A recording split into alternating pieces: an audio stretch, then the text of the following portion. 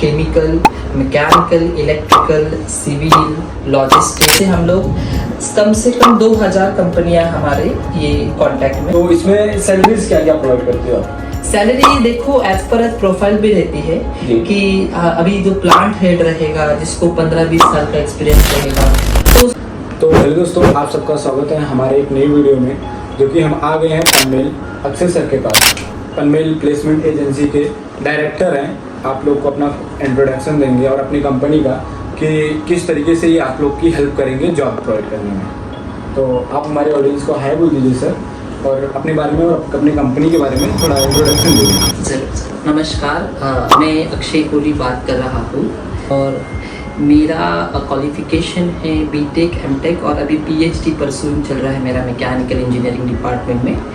10 साल का मुझे टीचिंग का एक्सपीरियंस है और 3 साल का मुझे इंडस्ट्री एक्सपीरियंस है। कहीं ना कहीं देखा जाए तो ये यूथ है वो कहीं ना कहीं अपना गोल विचलित हो जा रहा है उनका, तो वो उनका गोल पाने के लिए हम लोग ने ये कंसल्टेंसी ओपन की है Panvel placement edge in Panvel.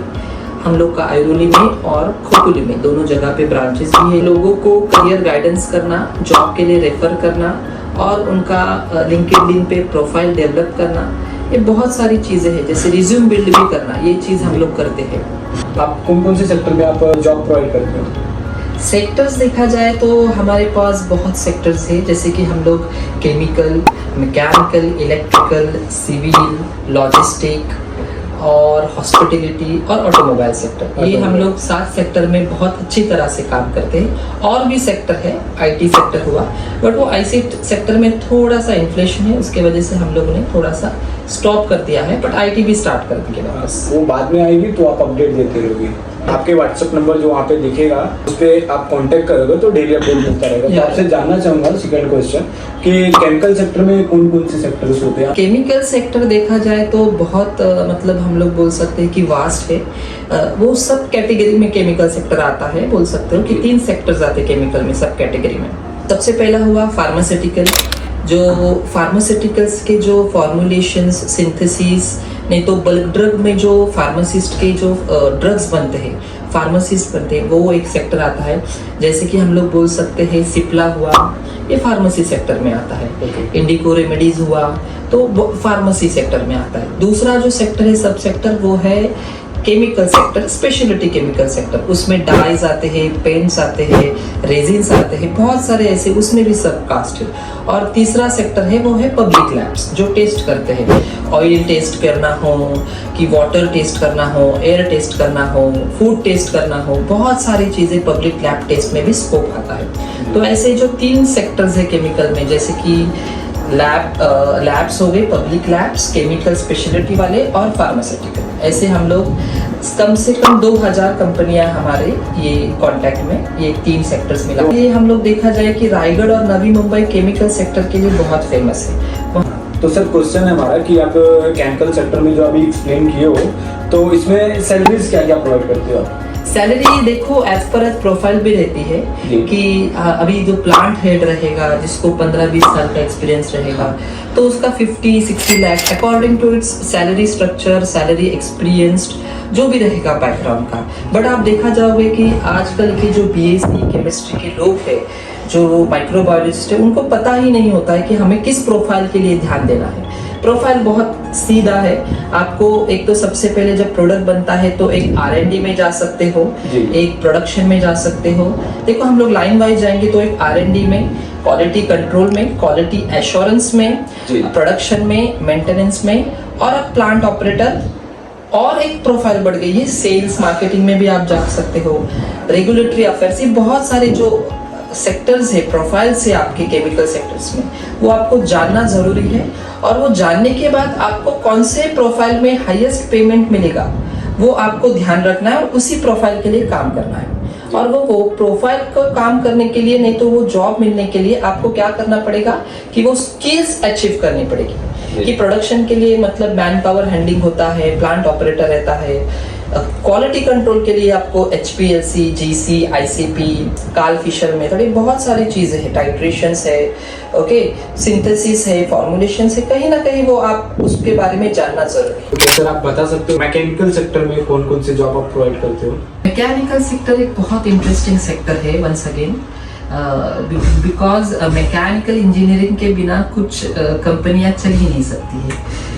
फिलहाल तो मैकेनिकल सेक्टर में बहुत सारे, जैसे कि हम लोग बोल सकते हैं कि वंस अगेन वो भी सेक्टर मतलब प्रोफाइल के अनुसार ही होता है कि आप प्रोडक्शन में जाते हो, मेंटेनेंस में जाते हो, क्वालिटी कंट्रोल में जाते हो, क्वालिटी एश्योरेंस में जाते हो, ओके, नहीं तो सेल्स एंड मार्केटिंग, नहीं तो आफ्टर सेल्स एंड मार्केटिंग। उसमें बहुत सारी मतलब आप देखोगे कि स्टील मैन्युफैक्चरिंग कंपनियां हैं, जैसे JSW रहेगी, टाटा स्टील रहेगी, पॉट्रॉन स्टील रहेगी, तो ऐसी बहुत सारी जो कंपनियां हैं जो प्रोडक्शन पे ऊपर काम करती है।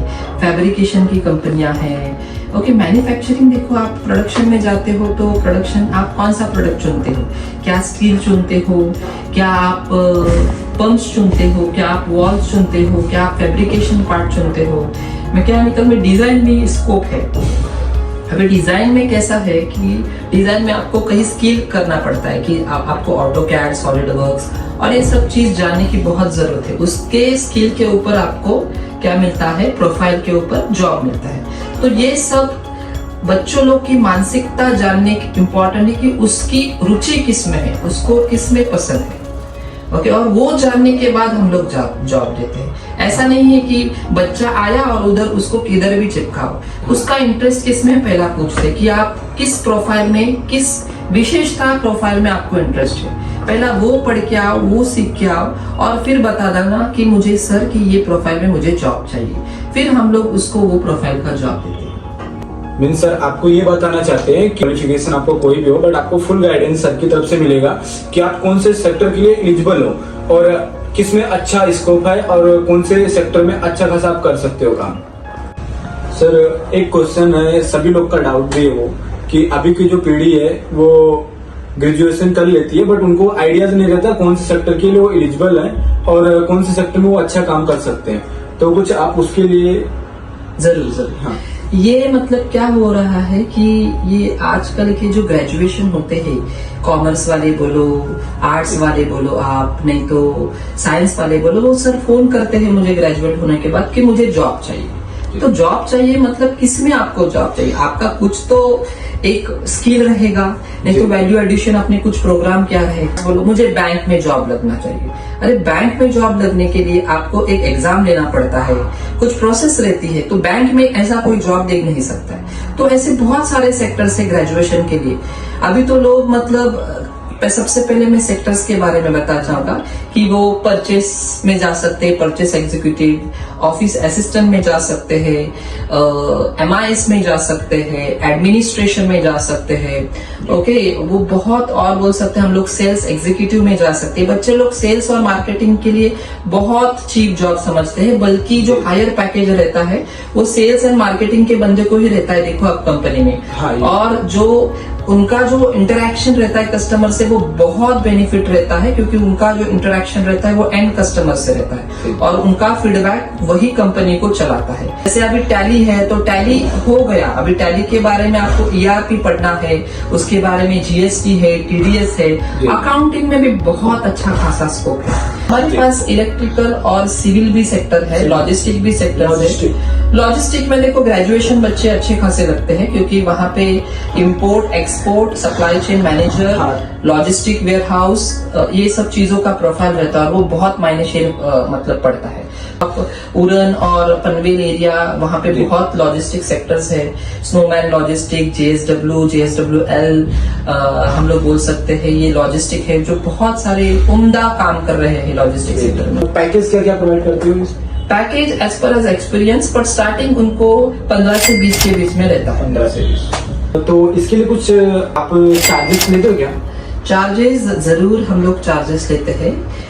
तो चार्जेस हमारे कैसे हैं कि हम लोग 300 रुपीज रजिस्ट्रेशन चार्जेस लेते हैं, जो कि डॉक्यूमेंटेशन चार्ज होता है, जी। क्योंकि हमारा एक सिस्टम है, वो सिस्टम में आपको गूगल फॉर्म भरना रहता है जी। और फिर उसके ऊपर स्क्रूटिनिंग होती है जी। और वो आपको मैन हैंडलिंग करता है, वो टाइम मतलब लेता है उसके लिए। तो वो 300 रुपीज डॉक्यूमेंटेशन और रजिस्ट्रेशन चार्जेस है कि जी। जो कि नॉन रिफंडेबल है। जी। और जब आपको रजिस्ट्रेशन करते हो हमारे प्लेसमेंट में, तो ज्यादा से ज्यादा 2 नहीं तो 2.5 महीने में हम लोग 6 कॉल देते हैं आपको, और 6 कॉल देने के बाद 6 कॉल रियरली कोई जाता है 6 कॉल के ऊपर, क्योंकि वो पहले नहीं तो सेकंड कॉल पे वो बंदा सिलेक्ट हो जाता हाँ, है। सिलेक्ट हो। और वो सिलेक्ट होने के बाद हम लोग क्या करते हैं, उसके फर्स्ट पेमेंट से 30% लेते हैं। ओके। ये हमारा मतलब चार्जेबल प्लेसमेंट है। मतलब फर्स्ट जो आपका पे सैलरी आने वाला है, उसमें में से 30% आपका जो अमाउंट रहेगा, हाँ। वो पनमेल प्लेसमेंट एजेंसी को जाएगा। कहीं न कहीं काफी लोग, काफी स्टूडेंट होते हैं जो पेमेंट देने से झिझकते हैं। किसी को कुछ प्रॉब्लम हुई तो उसको सॉल्व कर लेते हैं, किसी को कुछ कॉल भी नहीं आता है तो हम लोग पैसा उसका रिटर्न दे देते हैं। ऐसा नहीं है कि कुछ किसी को हम लोग पैसा खाते हैं, हम लोग प्योर मतलब सोशल वर्कर है। तो किसी का नाम खराब हो, किसी 300 रुपए के लिए। एक बात करनी थी आपसे, मेरी तरफ से एक रिक्वेस्ट है कि जो भी हमारे रेफरल से आएगा, हमारे चैनल के थ्रू, मैं इस चैनल से आया हूँ, सो उनके लिए कुछ ऑफर है क्या? ऑफर आपको देखो कैसा है कि वापस मैं बोलना चाहूंगा कि जो नीडी रहेगा उसको हम लोग जरूर देंगे।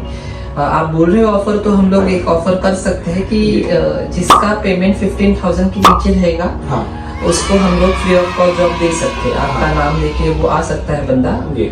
और जो 15,000 के अबव जिसका पेमेंट रहेगा उसको ये रजिस्ट्रेशन प्रोसेस और वो सब चीज का प्रोसेस फॉलो करना पड़ेगा। जी। तो ये आपके लिए हम लोग कर सकते हैं जरूर। हाँ।